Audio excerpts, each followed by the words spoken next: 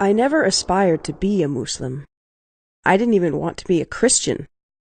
The whole concept of organized religion was distasteful. I sought to use my mind, not resort to some ancient book for assistance in living my life. If you had offered me millions of dollars to join one faith or another, I would have declined.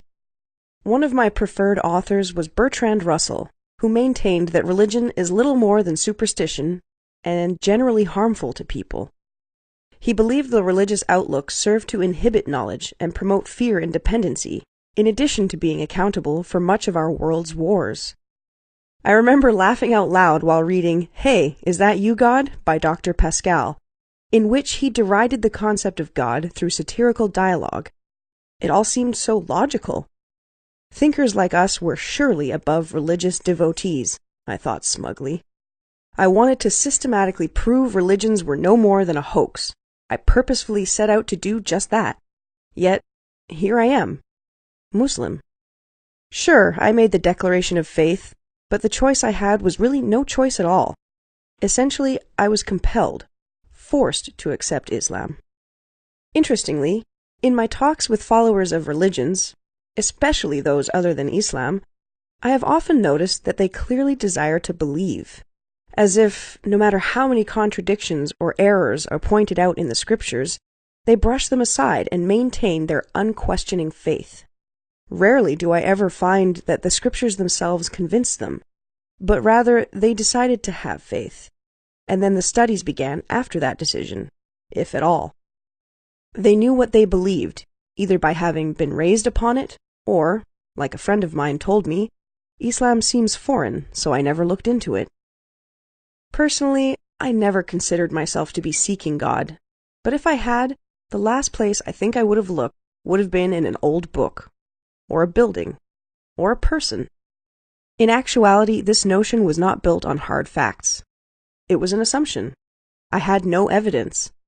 When I undertook reading the religious books, I was not biased towards them, but my intentions were to look for flaws.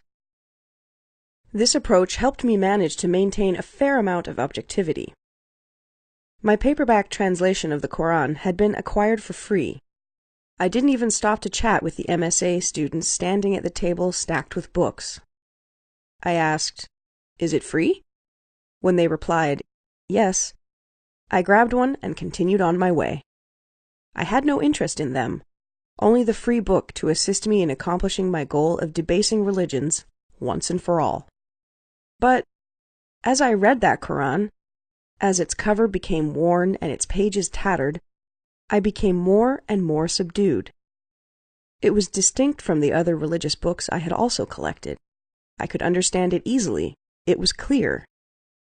A friend of mine once began ranting about how God in Islam is angry and vengeful. I came to its defense without even realizing it, opening it up and easily flipping to one of the many pages that said, "Surely God is forgiving, merciful." It was as if the Quran was speaking to me directly, responding to my life. It was an old book, but somehow it was entirely relevant. The Quran was appealing to my intellect, offering me signs and then telling me to think, to ponder and consider. It rejected the notion of blind faith, but encouraged reason and intelligence. It directed humanity towards goodness, recognition of the Creator, plus moderation, kindness, and humility. After some time and life-changing experiences, my interest intensified. I began reading other books about Islam. I found that the Quran contained prophecies, as did many of the hadiths. I found that the Prophet, peace be upon him, was corrected several times in the Quran. This seems strange if he had, in fact, been its author. I remember the warm artificial lighting in my apartment, and the weight of the air on the night I read this verse. Have those who disbelieved not considered that the heavens and the earth were a joined entity, and we split them asunder and made from water every living thing? Then will they not believe? My mind was split when I read this. It was the Big Bang. Suddenly not just a theory, and every living thing from water, wasn't that what scientists had just discovered? I was astonished.